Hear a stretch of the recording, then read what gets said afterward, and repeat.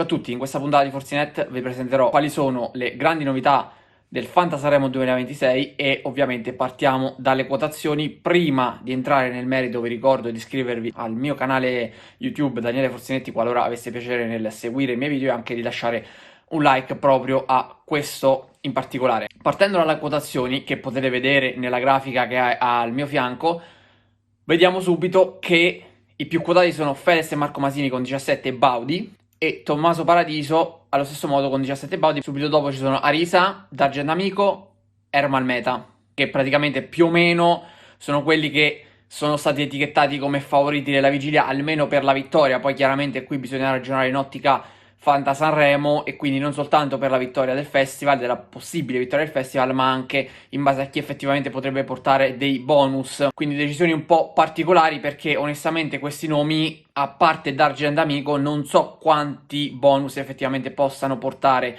in generale. Fedez da solo già qualcosina avrebbe anche potuto fare, con Marco Masini credo che comunque l'esibizione sarà molto simile a quella dell'anno scorso, quindi una roba più seria e più centrata sulla musica e quindi senza troppi orpelli. Bisogna sottolineare in queste quotazioni una cosa importante, ovvero che rispetto agli altri anni, quest'anno il gap è davvero molto risicato, tutti sono in doppia cifra a livello di quotazioni di Baudi. Infatti i più quotati, che sono Fedez e Marco Masini e Tommaso Paradiso, valgono 17 Baudi, mentre coloro che sono i meno quotati ne valgono comunque 13, quindi c'è un gap tra il primo e l'ultimo di soli 4 Baudi. Uno scarto veramente irrisorio che sottolinea il grande equilibrio che ci sarà in questo Festival di Sanremo, che onestamente io ho già fatto un video a parte a tempo debito quando c'è stato l'annuncio di Carlo Conti.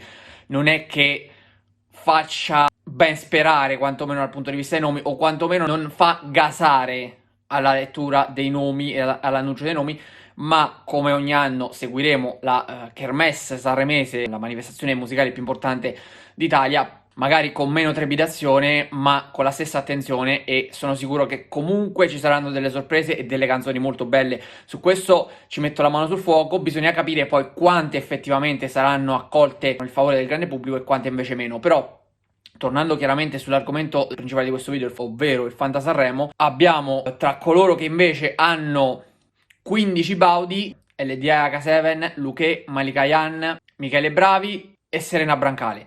14 Baudi invece serviranno per assicurarsi le bambole di Pezza, Eddie Brock, Elettra Lamborghini, Fulminacci, Leo Gasman, Mara Sattei, Nait e Samurai J. Per tutti gli altri invece vale il discorso dei 13 crediti, quindi abbiamo Chiello, Dietro nella Piaga, Enrico Nigiotti, Francesco Renga, J-Ax, Maria Antonietta e Colombre, Patti Bravo, Raff, Saldavinci, Saif e 13 Pietro. Allora, per quanto riguarda invece il discorso delle novità, che secondo me è un discorso molto importante, partiamo dal presupposto fondamentale che prima di addentrarci alle novità sicuramente ci sono grandi conferme, ovvero 7 membri per ogni squadra. Il budget a disposizione sarà di 100 Baudi, ebbene 100 Baudi per 7 slot. La formazione che verrà fatta sarà di 5 artisti, uno dei quali verrà eletto capitano perché il punteggio del capitano viene raddoppiato, mentre coloro che sono le riserve, le 2 riserve, potranno essere conteggiate soltanto in caso di malus e bonus particolari, insomma malus e bonus extra. La grande novità riguarda lo schieramento della formazione, perché la formazione potrà essere modificata soltanto in 2 occasioni, ovvero dalle 8 alle 20 di venerdì 27 febbraio, il giorno della serata cover, e dalle 8 alle 20 di sabato 28 febbraio, il giorno della finale. Quindi praticamente c'è questa variazione per gli ultimi 2 giorni, mentre per i primi 3 giorni la formazione rimane la stessa, quella che viene di fatto schierata il martedì. Ovviamente il limite, il tempo massimo per effettuare le iscrizioni è il 23 febbraio alle 23:59, perché poi il 24 è praticamente il giorno del festival, quindi il 24 non si possono più fare iscrizioni, non si possono più creare squadre. Ci sono sicuramente dei bonus e dei malus particolari che questa volta coinvolgeranno anche i direttori d'orchestra. Per esempio, chi indossa il papillon potrebbe ottenere 10 punti in più, anche un bonus per chi dirige l'orchestra in coppia, oppure chi pronuncerà la frase pronti partenza via potrebbe esserci appunto un bonus. Ovviamente parliamo sempre dei direttori d'orchestra. Chiaramente è molto inusuale e sarebbe veramente qualcosa di clamoroso se anche il direttore di orchestra si prestasse a questo Fanta Sanremo, ma chiaramente a livello di gioco risulterebbe molto divertente. La cosa più particolare sono i bonus ad personam, Per esempio, i bonus ad persona, ma che cosa sono? Sono quei bonus proprio creati soltanto per quell'artista. Per esempio, 13 Pietro potrebbe ricevere 13 punti in più qualora si classificasse al 13° posto. Oppure Patti Bravo, se dovesse far girare le bambole di Pezza, parafrasando la sua canzone La Bambola, potrebbe ricevere un bonus anche magari per Levante se dovesse essere presentata da Leonardo Pieraccioni e Massimo Ceccherini. Oppure Francesco Renga potrebbe ricevere 10 punti di bonus qualora si prendesse cura di un angelo, come appunto canta nella sua canzone, e se quell'angelo fosse Angelo dei Ricchi e Poveri il bonus sarebbe ancora maggiore. Quindi dei bonus veramente molto molto divertenti, più degli altri anni, perché poi ci sono stati sempre quei bonus, per esempio dare il 5 alla statua o altre robe del genere, che per carità sono state simpatiche in quel momento, ma adesso potrebbero stancare. Invece questi bonus ad persona, ma secondo me saranno veramente quelli che faranno la differenza, soprattutto se dovessero fare una roba del genere.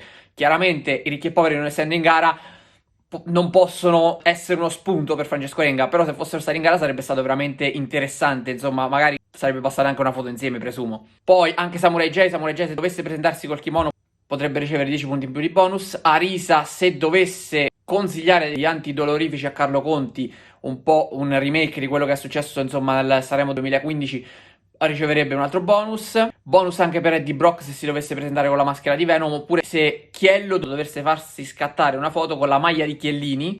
Particolari bonus anche se Fulminacci, visto il nome, dovesse cantare sotto il temporale. Per LDA e H7, se invece dovessero portare Stefano Scala, che è il modello praticamente che è stato scambiato per H7 dal TG1 al momento dell'annuncio dei partecipanti dello scorso dicembre. Oppure Maria Galian potrebbe ottenere il bonus se dovesse restituire lo spartito all'orchestra, e Maria Antonietta chiaramente se dovesse perdere la testa, come appunto Maria Antonietta che venne di fatto decapitata. Quindi questo è il quadro quasi completo, insomma, dei bonus, ma sicuramente se ne aggiungeranno degli altri. Ci saranno dei bonus anche per ogni serata, dei bonus speciali, quindi c'è tanta carne al fuoco per divertirci anche in questo Fantasarremo. Ricordiamoci che il Fantasarremo nello scorso anno, nella scorsa edizione, ha raccolto praticamente più di 3 milioni di persone, è in costante ascesa. Adesso con questo cast io non so se effettivamente riuscirà a mantenere la stessa linea, però fondamentalmente, anche se magari non ci sono proprio i pupilli del pubblico, credo che possano tranquillamente ricrearsene degli altri e seguire, insomma,